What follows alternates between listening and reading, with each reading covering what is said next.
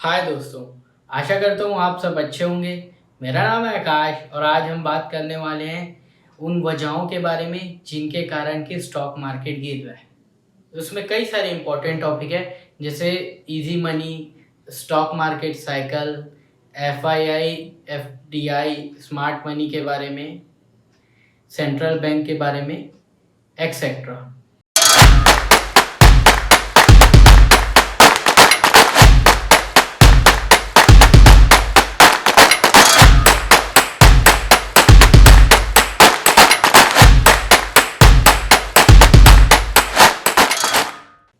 तो अब हम पहले टॉपिक के बारे में बात करते हैं, जो कि है मनी, यानी कि पैसा।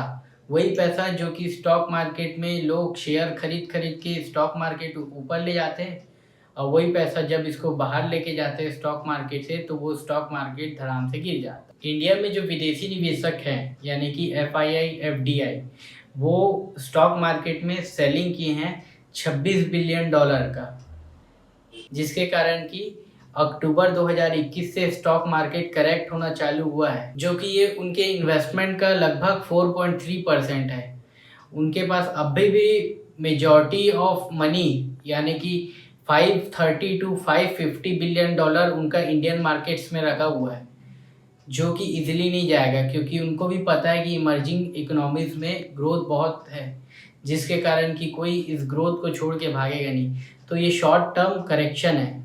अब हम दूसरे वजह के बारे में बात करेंगे, जो कि है स्टॉक मार्केट का cycle. Stock market generally cyclic in nature रहता है, कभी इसमें बुल फेस आता है, कभी इसमें बेयर फेस आता है।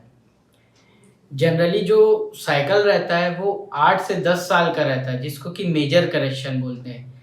और उस मेजर करेक्शन में स्टॉक मार्केट जो है लगभग 45% के आसपास करेक्ट हो जाता है, यानी कि गिरता है। या तो वो कभी कभी ज़्यादा भी गिर सकता है 5-10%, या वो कभी कभी 5-10% कम भी गिर सकता है। और हर बार इस करेक्शन का नाम अलग अलग रहता है। जैसे कि 2002 में था .com क्राइसिस, फिर 2008 में आया लेहमैन ब्रदर क्राइसिस, फिर 2020 में आया कोरोना क्राइसिस।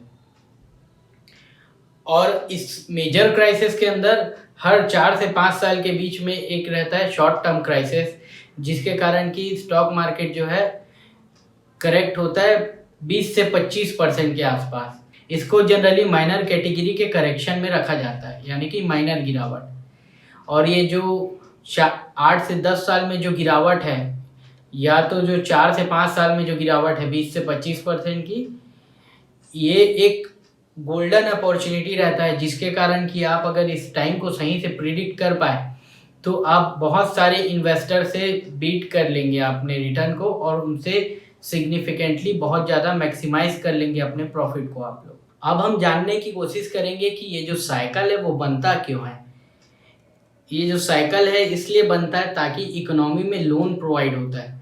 लोन में क्या होता है कि जब लोगों को लोन मिलता है तो लोन लेके लोग ज़्यादा खर्चा करने की कोशिश करते हैं, और जब ज़्यादा खर्चा करने की कोशिश करते हैं तो डिमांड बढ़ता है, और इसी डिमांड को फुलफ़िल करने के लिए कंपनी भी प्रोडक्टिविटी करते हैं, जिससे कि उनके पास भी ज़्यादा पैसे जाता है कंपनियों के पास, और कंपनियों को ज़्यादा से ज़्यादा प्रोडक्ट बनाने के लिए या सर्विस बनाने के लिए लोगों को एम्प्लॉय करना पड़ता है, जिसके कारण कि जॉब लोगों को मिलता है, जिसके कारण कि जॉब मिलने से उनके पास भी पैसा आता है। तो ओवरऑल इकोनॉमी जो है बूम करती है, यानी कि अप ट्रेंड में रहती है। लेकिन उसी तरह से जिस तरह से लोन मिलने के बाद चीज़ें सब दौड़ रही थी, अब जब लोन रिपेमेंट नहीं कर पाते लोग, या लोन रिपेमेंट करने का टाइम आता है, तो लोग क्या है, खपत को अपनी कम कर देते हैं। इकोनॉमी में डिमांड कम हो जाता है, डिमांड कम हो जाता है तो कंपनी अच्छे से कमा नहीं पाती, कंपनी अच्छे से नहीं कमा पाती है तो लोगों को जॉब नहीं मिलता है, जिसके कारण कि जॉब लॉस होता है। तो ओवरऑल जो इकोनॉमी का चक्का है वो फंस जाता है। तो उसी चक्के को उठाने के लिए सेंट्रल गवर्नमेंट आते हैं अपने देश की इकोनॉमी को प्रोटेक्ट करने के लिए। अब हम सेंट्रल गवर्नमेंट की बात करेंगे, जो कि एक ऐसा माध्यम का काम करता है जो कि इस इकोनॉमी के जो चक्के हैं उसको गड्ढे से उठाने का काम करता है, जो कि रिसेशन को हटाने का काम करता है। इसके लिए वो क्या है, मनी लेके आता है, पैसा लेके आता है, चाहे वो कहीं दूसरे देश से लोन लेके आए, चाहे वो मनी प्रिंट करके आए।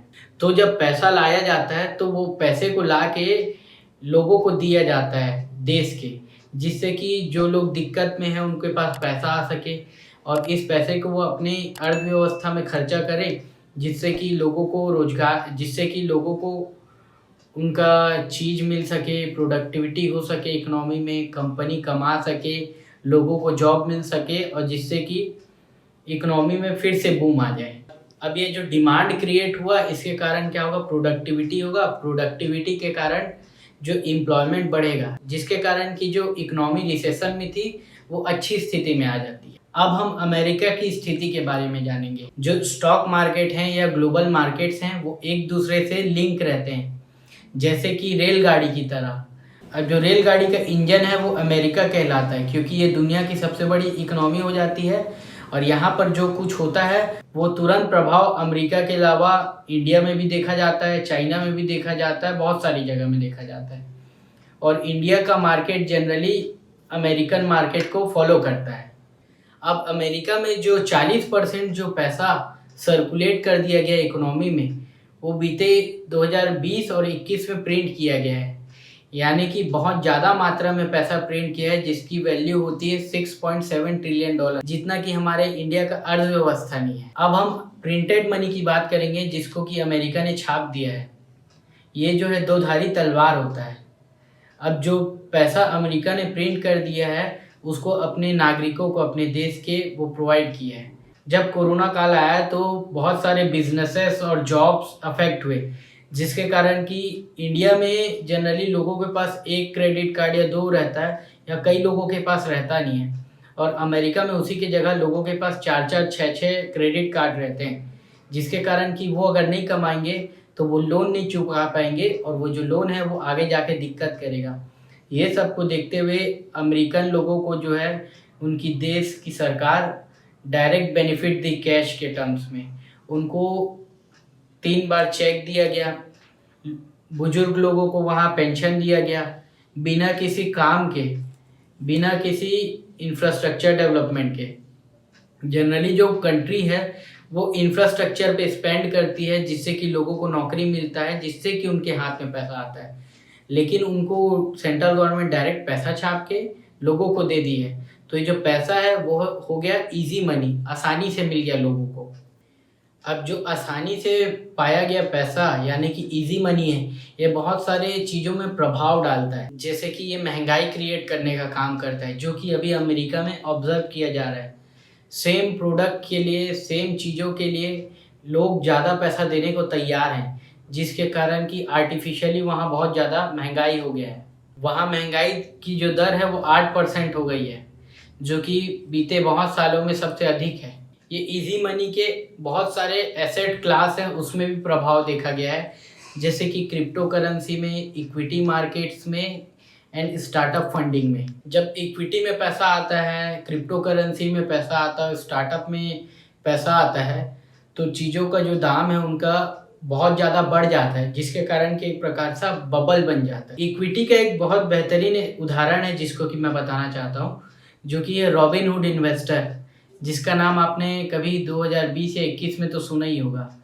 जब रॉबिनहुड इन्वेस्टर ने गेम स्टॉक कॉरपोरेशन करके एक कंपनी है, उनका जो शेयर है कम्युनिटी लेवल पे बाय करके उसको 2 से 3 हफ्ते में उसका दाम जो है 20 गुना तक बढ़ा दिया था, और एक हेज फंड को बहुत बड़ा घाटा हुआ था जिसके कारण।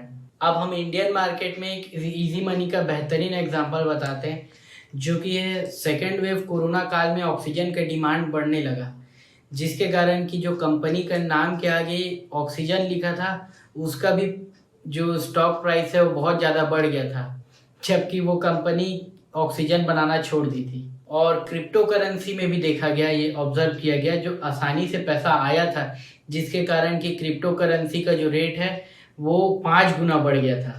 अब हम एक और इम्पॉर्टेंट टॉपिक के बारे में बात करने वाले हैं, जो कि अमेरिका की महंगाई।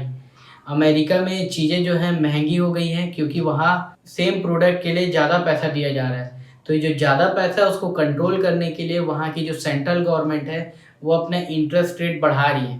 अब जो इंटरेस्ट रेट है उसको बढ़ाने से होता ये है कि जो इजी मनी जो फ्लो कर रही है इधर उधर, वो क्या है टाइट हो जाती है, और सब क्या है बैंकों में आके जमा होना चालू होती है, जिसके कारण जो आर्टिफिशियली पंप किया गया है चीज़ों को पुश करने के लिए प्राइस, वो प्राइस जो है डाउन हो जाता है। और इस प्राइस डाउन होने के कारण ज़्यादा मनी जो है उसी बराबर प्रोडक्ट को चेज़ नहीं करेंगे, जिसके कारण कि अमेरिका में जो महंगाई दर है वो कम हो जाएगा। अब हम स्मार्ट मनी के बारे में बात करने वाले हैं, जिनको कि हम FII और FDI के नाम से जानते हैं। जब भी इंटरेस्ट रेट बढ़ता है तो ये जो इंटरनेशनल मार्केट में प्रॉफिट्स जो हैं इनके, उसको बुक करके ये वापस अपने डोमेस्टिक मार्केट में ले जाने का कोशिश करते हैं, जिसके कारण कि जो मार्केट्स हैं उनमें बहुत ज़्यादा करेक्शन आ जाता है, जिसका प्रभाव हम देख रहे हैं। अब जो स्मार्ट मनी है उसको जो है 0.25% भी अगर मिल जाता है आसानी से, तो वो उसको चेस करने के लिए जाता है। क्योंकि कोई आदमी या कोई संस्था जो कि अमेरिका में बैठा है और इंडिया में आया है काम करने, तो उसको इंडिया में आने के लिए इंडिया का टैक्स देना पड़ेगा, अमेरिका का टैक्स देना पड़ेगा, फिर उसको स्टॉक मार्केट के रिस्क को हैज करना पड़ेगा, करेंसी के रिस्क को हैज करना पड़ेगा, वॉर के रिस्क को हैज करना पड़ेगा, क्रूड ऑयल के रिस्क को हैज करना पड़ेगा। तो कोई भी आदमी इतना ज़्यादा मगजमारी नहीं करना चाहता बड़े पैसे में। तो जो बड़ा पैसे में अगर उसको 0.25% का भी अगर बिना रिस्क के पैसा मिल जाता है, तो वो संस्थाएं जो हैं यहाँ से प्रॉफिट बुक करके अपने देश ले जाती हैं। अब जितनी भी इंस्टीट्यूशन है जो पैसा लेके जाती हैं अपने देश, उसके कारण कि ओवरऑल जितने भी वर्ल्ड के स्टॉक मार्केट है उनमें करेक्शन दिखता है, जो कि अभी दिख रहा है, जिसके कारण कि स्टॉक मार्केट इंडिया का 16% गिर चुका है। अब हम स्मार्ट मनी के एग्जिट के बारे में बात करेंगे।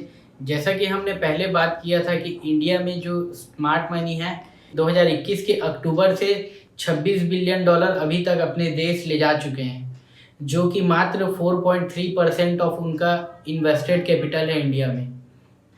अभी तो प्रोबेबिलिटी है कि 95% उनका पैसा अभी यही है, तो हो सकता है शॉर्ट टर्म में कुछ करेक्शन और बाकी रहे, जिसको कि हम देख सकते हैं, जिससे कि हम ये मान सकते हैं कि जो 95% जो पैसा है इंडिया में वो निवेशित है विदेशी निवेशकों का, जो कि अप्रोक्स आता है 500 to 550 बिलियन डॉलर, जैसा कि हमने पहले बात किया था।